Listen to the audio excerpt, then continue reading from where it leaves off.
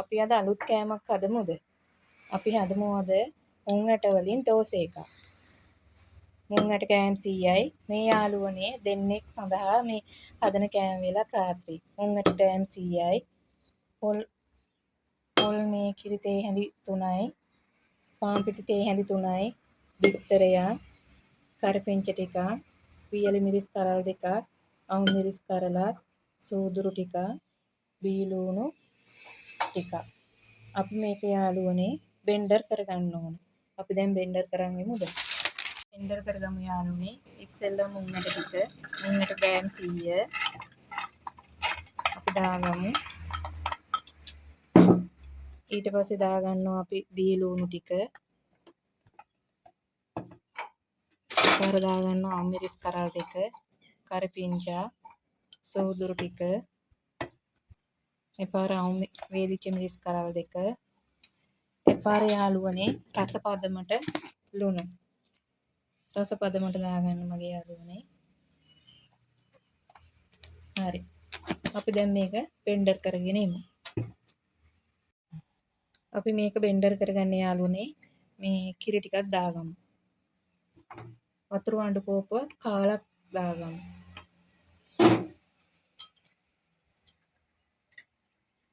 අපි දැන් මේක හොඳට පේස්ට් එකක් වෙන්නම හොඳට බෙන්ඩර් කරගෙන එමු. යාළුවනේ මම මුං ඇට ටික කුඩු කරගෙන ආවා. මේ බලන්න හොඳට පේස්ට් එකක් වගේම තියෙනවා. හොඳට කුඩු කරගන්න යාළුවනේ.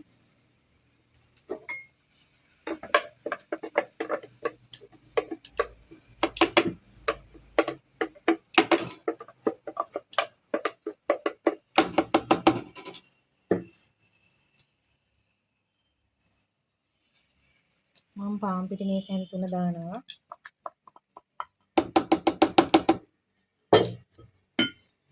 බිත්තරේ. දැන් මේකට දාගත්ත ලුණු ප්‍රමාණය මට ප්‍රමාණවත් යාළුවනේ.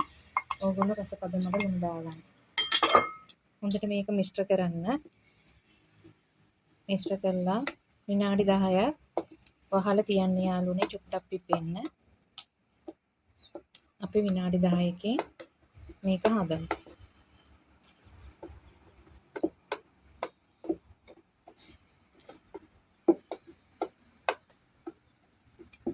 හරි මගේ යාළුවනේ විනාඩි 10කින් අපි මේක හදමු. යාළුවනේ මම මේක කන්න රතු සම්බෝලයක් මම හදාගන්නේ. මම මේකට දානවා බීලූණු, උඹල කඩ, කරපිංචා, දෙහි, අමු මිරිස්, කෑලි මිරිස්, පොල්. මේක මේ හොඳට බෙන්ඩර් කරලා හොඳට හදාගන්න මේ මගේ යාළුවනේ. අපි මේක හදාගෙන රස බලමු. කොහොමද මගේ යාළුවනේ? මම මිශ්‍රණය හදාගෙන මේ විනාඩි 10ක් තියාගත්ත මිශ්‍රණය අපි දැන් දෝසෙ එකක් හදලා බලමුද?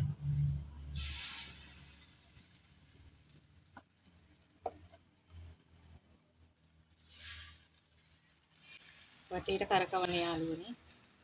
වැඩිය තුනී කරගන්නත් එපා. හොඳට තෙල් ටිකක් ගන්න පෑන් එකේ.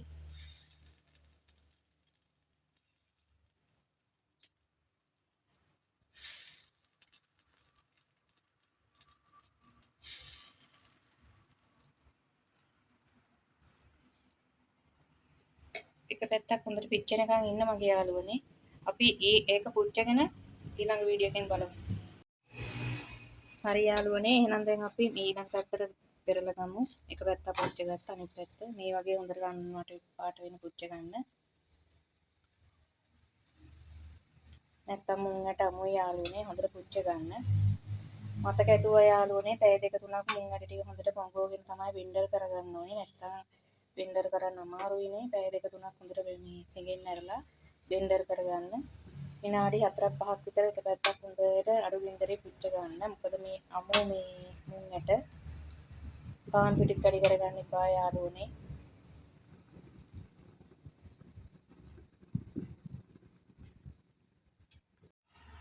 අපි දැන් මේක මේ පිච්චිලා තියෙන යාළුවනේ ලිපින් බාගමු එහෙනම්. යාළුවනේ අපි තව එකක් හදලා බලමු.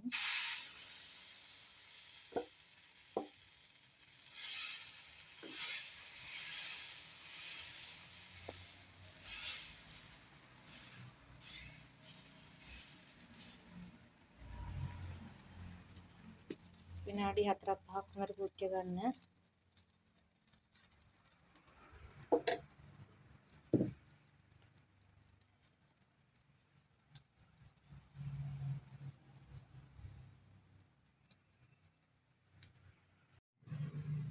යාළුවනේ අපි මේක අනිත් පැත්ත හරවගමු.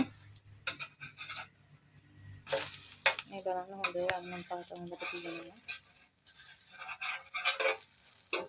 ඔය විදිහට හොඳට මෙහෙම කරගන්න යාළුවනේ. නැත්තම් පොඩි කට්ටිය ඉන්නකොට මේ බඩේ කැක්කුමල්ලා ඒක නිසා අනිවාර්යයෙන් විනාඩි 3-4ක් හොඳට පිච්චෙන පුච්ච ගන්න දෙපැත්තම.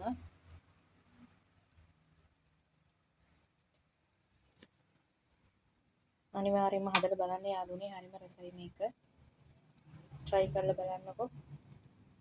නිකම් පාන් පිටි නිකම් මේව කනවට වඩා මේක කොච්චර ගුණදායක පෝෂදායකද කියලා පොඩි ළමයි ඉන්න කට්ටිය හදලා බලන්න අනිවාර්යෙන් පොඩි කට්ටියට දීලා බලන්න.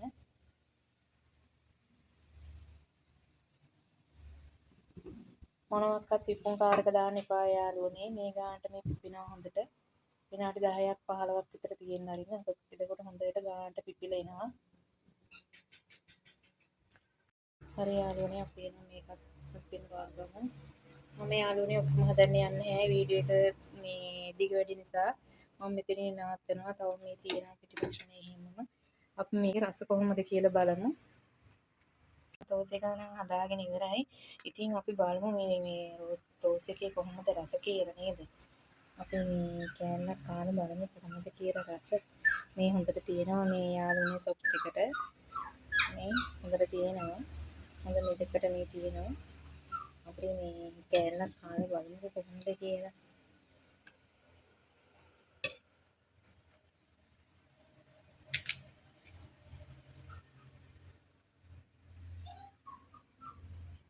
ඇත්තටම යාළුවනේ හරිම රසයි.